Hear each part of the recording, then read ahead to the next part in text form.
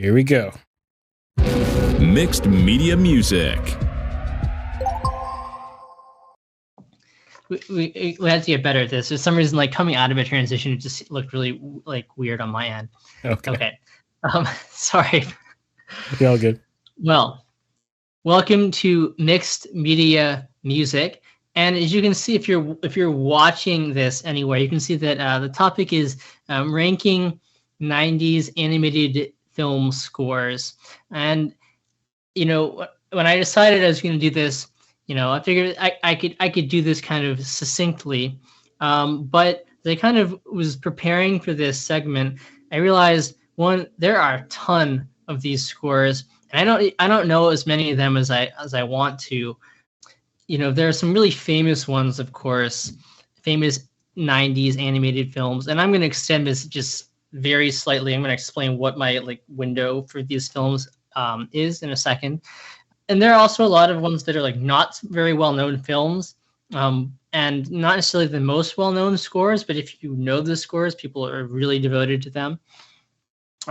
So I figured that this is probably going to be a two-part series, mini-series, I guess, talking about these films, as I think they're really worth talking about. So I'm probably not really going to get to an actual ranking today, but I'm going to kind of give a general overview of what I'm talking about, what are some of the general characteristics of these scores and why they're interesting. Before we'll save the ranking for the the follow-up to this. So 90s animated movies. And so my window, what I'm going to consider is going to generally be what is not just Disney films, but films that take place, they're created and released in the era of the Disney Renaissance. That begins just slightly before 90s in 1989 with Little Mermaid. That's going to be my starting date, 89 up till about 2000. That's kind of when the Disney Renaissance peters out a little bit. And I don't know if maybe you'd say that Lilo and Stitch is kind of the end of that era, and thereafter they're kind of transitioning to more 3D animation.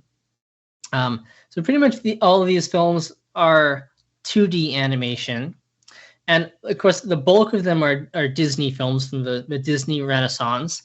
But there are also some other companies that are putting these things out. And generally, those films are not quite as well known. Unless you were a kid of the 90s, which, I'm from the kind of a tail end of the 90s, so I did grow up with some of these films, not all of them. Of course, I'm most familiar with the Disney films, but I know also some of the other ones. So generally we're going to say 89 to about 2000. Okay, so roughly just barely past the 90s. On either end. There's some really interesting things that happen with these scores. And obviously, it's kind of a revival, as the term Renaissance implies, a revival of this art form, of these kind of animated films that had been a staple of Walt Disney animation from the beginning, but had kind of, gone through a dry patch. And I think that also, inspired a lot of other studios to get in on this sort of 2D animated art form. And I'm not really a I don't know a ton about film history. So I'm sure there are some, factors that influence why exactly that happened when it did. But on the musical end, this starts with Alan Menken and his score for The Little Mermaid, which I've talked about before. It's a score that Menken is not a film. This one was not a film composer. He was a Broadway composer, working largely with Howard Ashman, and doing things like Little Shop of Horrors was probably his biggest thing before that. The Little Mermaid. And he ends up getting involved with this project via his friend lyricist Howard Ashman, who was brought in. Disney hired him, and he convince him to bring in Menken. And so Menken is kind of tasked with, inheriting and carrying on the Disney animated film music legacy. And it's a really, really strong legacy going back to Snow White, which is a, hugely influential film, although we don't necessarily think of that today. But it had a big influence on, foreign filmmakers. I think Eisenstein over in Russia, talked about it as like the pinnacle of filmmaking. And it is, if it was a very significant score in its time, again, not something people tend to think of now. And that legacy, of these really rich, full orchestral scores, that continued through Disney's all the years, up until Menken. But as the kind of form had, kind of fallen out of favor, Menken is kind of tasked with taking on that legacy and building on it in a kind of renewed way. And he really did a fantastic job of that. And the score for The Little Mermaid kind of sets the tone for a lot of these films, even the non-Disney ones. And another thing to note is that, a lot of the people who are scoring these films are really big name composers. Alan Silvestri, James Horner. Menken became an enormous name through these. Jerry Goldsmith did the score for Mulan, which is kind of surprising. Goldsmith is kind of a serious, mature composer. So, we got a lot of really big, obviously Hans Zimmer too, with both The Prince of Egypt and The Lion King. And also bringing in, popular songwriters like Elton John from The Lion King. There's kind of the shift we see where in the late 70s and 80s, these large scale kind of fantasy films, which most of these are, they're not terribly real. Most of these are not terribly realistic films, or they are realistic and they deal with history, but from a kind of fantastical point of view, like An American Tale. We have real, Eastern European immigrants, but they are mice. Or, Balto. Yes, it's a real story about a real medical crisis in Nome, Alaska, but it's told from the point of view of the famous dog, sled dog. Okay, so either kind of like remote in time or remote in that they're told through in a fantastical way with fantastical, non-realistic, non-human characters. But in this late 70s and 80s, that kind of film was mostly live action. That sort of, fantasy trope. And you can see that with things like Star Wars, obviously. And there's a whole bunch of these films in the 80s, things like Willow and Cruel, a lot of things that James Horner scored. And what we see with these films is that some of these big composers who are coming in to do these things, we're writing these kinds of massive orchestral scores for these live action films. And as these live action films stop being made, and the kind of fantastic world, kind of kid-like world, transferred to the animated realm, they followed that. And almost all of these films, whether Disney or not, are also combining song with score. And that is obviously a hallmark of the Disney early legacy that Menken carried on, but it appears in lots of non-Disney films as well. We're really getting songs as kind of being the emotional heart of these films, and also having fantastic scores along with them. So there's kind of an interesting question that I was thinking about, and it reminded me of a quote from John Powell. And John Powell, and he's talked about this in a couple of places, and I couldn't find the quote I immediately thought of when I was researching this, but I found an earlier quote from him that says roughly the same thing. So John Powell, he's talking about later animated films and 3D animated films that he's worked on, although he does get his start in this era while kind of working with Zimmer.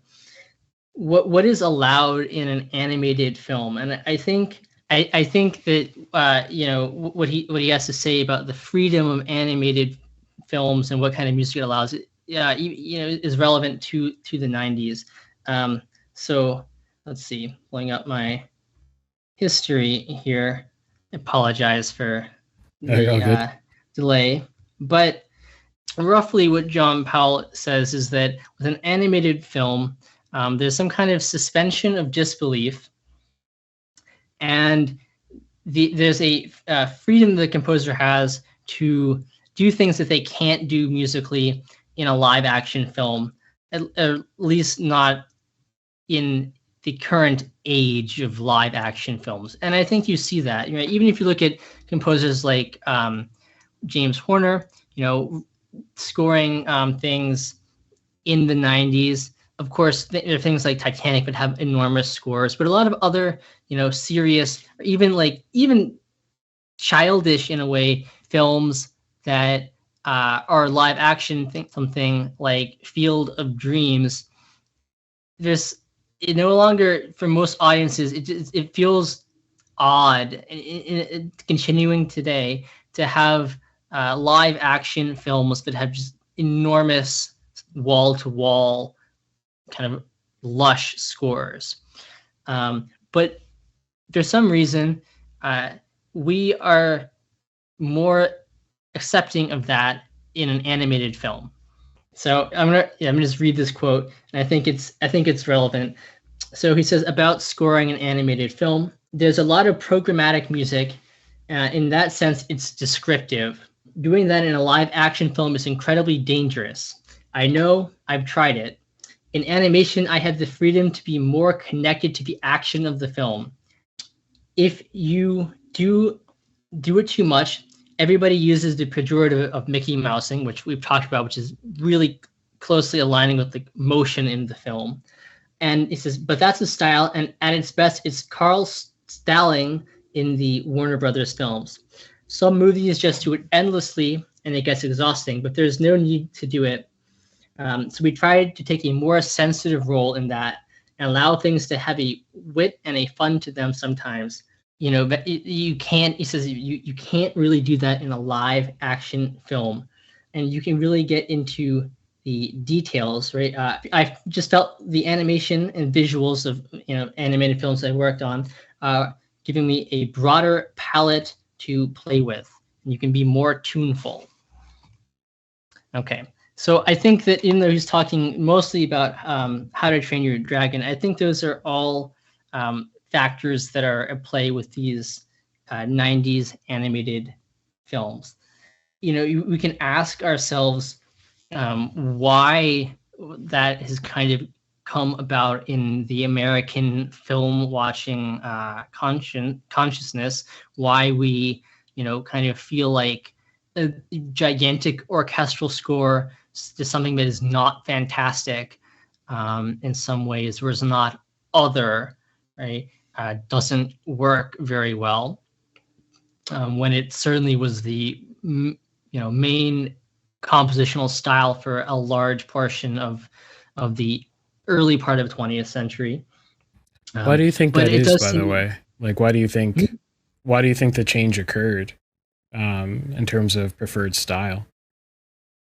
Yeah, well, I think that's a really fascinating question, and probably really complicated. Some of it has to, I think some of it has to do with changing opinions of what is good popular music, introduction of different kinds of instruments, and maybe kind of on part of filmmakers a desire to break away from the past. But I think by the late 70s, it's kind of cemented that in most films, these gigantic orchestral things just don't work in live action. for the most part. I mean, if you're doing something like Star Wars, yes, and it you see some holdovers of that in these kind of films, like Cruel and Willow in the 80s, but those are, they kind of taper off. And I think, generally it's not what happens in American films today. And that this kind of style is kind of reserved for these, animated films, whether they're 3D or 2D. And I think the 90s is kind of where that shift becomes pretty final. So that's interesting. You can ask yourself why that is. Like, are we trying to say that kids are just more accepting of like this magical realism or irrealism, and the orchestra is just the sound of something completely fantastical and other?